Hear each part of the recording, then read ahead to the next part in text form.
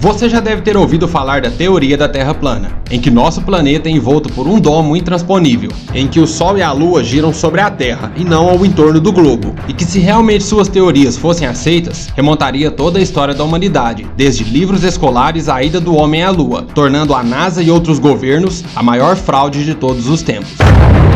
Vídeos que apontam sinais da veracidade dessa teoria, além de documentos escondidos, até mesmo a participação da Alemanha nazista em exploração ao continente gelado e evidências sobre a borda da Terra. Mas antes de continuarmos, se você ainda não é inscrito, se inscreva. Eu sou Thiago Rodrigues e nós veremos agora alguns segredos que para uns é motivo de piada, para outros é uma luta em busca da verdade.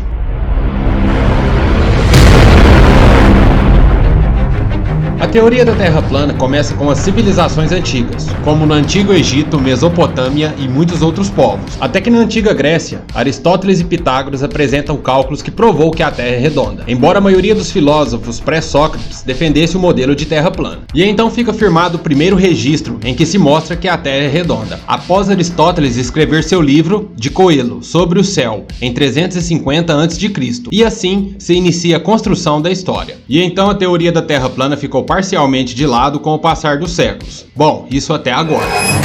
O interesse alemão na Antártida se iniciou no século XX, onde eles começaram a fazer expedições independentes. O objetivo era construir uma base de apoio e mapeamento daquela região. E mesmo após o início da Segunda Guerra Mundial, a Alemanha continuava enviando grandes expedições para aquele local. Mas o que tinha de tão especial naquela região que os fazia repartir seus esforços e recursos? Após a Segunda Guerra Mundial, os Estados Unidos iniciam a Operação High Jump. Eles enviaram uma poderosa frota da Marinha Americana com porta-aviões para aquela região, sob o comando do almirante Richard Evelyn Byrd. A operação, que era para durar 6 meses, foi cancelada e durou apenas 2 meses. Nos relatórios oficiais eles diziam que houve a queda de um avião e 2 helicópteros, além de documentos de mapeamento que informava grandes paredes de gelo. E não houve mais divulgação sobre a operação e todo o relatório foi recolhido. O almirante deu uma entrevista a uma repórter chilena antes de voltar para os Estados Unidos e acabou se tornando pública. Era que os Estados Unidos tomassem medidas de proteção, porque eles poderiam ser atacados por combatentes que poderiam voar por milhares de quilômetros em segundos.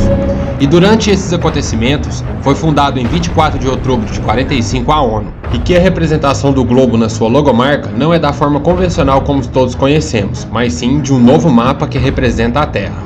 E em menos de 2 anos após o aviso do almirante em 7 de julho de 47, ocorre o caso Roswell, um dos casos mais famosos de ufologia mundial, onde um objeto voador não identificado caiu e foi escondido. E exatamente após este incidente, se inicia a construção da Área 51, que seria inaugurada em 1955 no deserto de Nevada, a poucos quilômetros de Roswell. Durante todo esse período, vários países fizeram centenas de testes nucleares, aprimorando cada vez mais seus armamentos. Mas o objetivo da criação da ONU era promover a paz mundial. Então, por que tanto foco em desenvolvimento nuclear para fins de ataque e defesa? O desejo pela descoberta e comprovação de dados científicos impulsionou a famosa corrida espacial, que teve início em 4 de outubro de 57, pouco tempo depois após a criação da Área 51, e que resultou em vários fracassos dos Estados Unidos e da União Soviética de ir ao espaço. Algumas teorias sugerem que eles nunca conseguiram. Durante os testes nucleares, os Estados Unidos carregaram um avião B-52 com uma arma nuclear no dia 9 de julho de 62, na direção do espaço, 5 anos depois após o início da corrida espacial. A bomba foi apelidada de Starfish Prime. O efeito da explosão propagou de forma horizontal. Seu poder de explosão era 100 vezes mais forte do que a bomba de Hiroshima. Os efeitos da explosão foram sentidos inteiramente dentro da Terra, logo após o florescimento de uma gigantesca aurora resplandecente no céu, como se fosse a dispersão de uma chama em um teto. As atividades pararam em 63, com a assinatura do presidente Kennedy, a proibição total de testes atmosféricos. Existem teorias que essa paralisação só ocorreu porque os governos foram avisados por raças alienígenas e que tudo aquilo seria perigoso para a humanidade, por causa da estrutura atmosférica que a massa de terra possuía, e que exatamente nessa época foram feitos acordos entre raças alienígenas e governos a fim de evitar maiores conflitos e ao mesmo tempo compartilhar interesses. Como mostra nesse vídeo um OVNI destruindo um acampamento no Afeganistão em 2014, a favor dos Estados Unidos.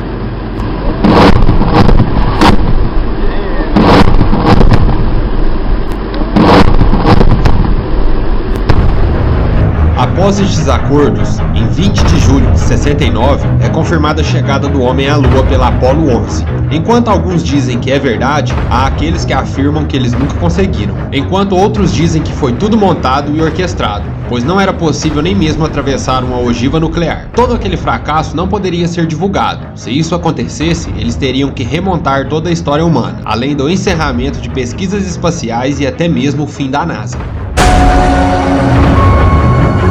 Mas era mais fácil manter a história convencional e montar a ida do homem à Lua, pois assim eles continuariam recebendo recursos financeiros que contabilizaria cerca de 20 bilhões por ano até os dias de hoje. E então, mais de 6 anos depois de supostamente o homem pisar a Lua, considera-se o fim da corrida espacial. A missão conjunta realizada pelos americanos e soviéticos em 17 de julho de 1975. Na ocasião, uma nave americana e uma soviética acoplaram-se na órbita terrestre. As naves que participaram dessa missão conjunta foram Apollo 18 do lado americano e Soyuz 19 do lado soviético. Seria todos estes acontecimentos sequenciais uma coincidência ou não? E hoje em dia, tem muita gente que afirma que consegue provar a teoria da Terra plana, como vários terraplanistas, além de até mesmo livros que apontam a verdade. Mas você deve estar se perguntando, se existe um domo na Terra, como estas raças alienígenas vieram para onde estamos? Os arquivos dizem que são através de portais interdimensionais que são tecnologias desenvolvidas por eles, e que estes portais já foram filmados em várias partes do mundo, e essa seria a única forma de sair e entrar na Terra, e que estes portais não têm nada a ver com a espiral do céu da Noruega, mas sim são outros eventos independentes ao entorno do mundo. E o que é mais intrigante é que essa Terra, esse domo que nós vivemos, é exatamente a representação de um jardim, como se fosse um campo de criação que estivesse sendo desenvolvido, e que na própria Bíblia seria o Jardim do Éden e o envolvimento na criação do homem, feito por uma espécie avançada, ou como dizem os povos antigos, os deuses que vieram à Terra quando os céus se abriram. A história do nosso mundo realmente é um segredo, e no final, tudo vira apenas teoria, parecendo mais uma história de ficção. Mas, e se realmente o homem foi à Lua? Por que eles não voltaram? O que havia lá? Bom, isso é assunto para um próximo vídeo.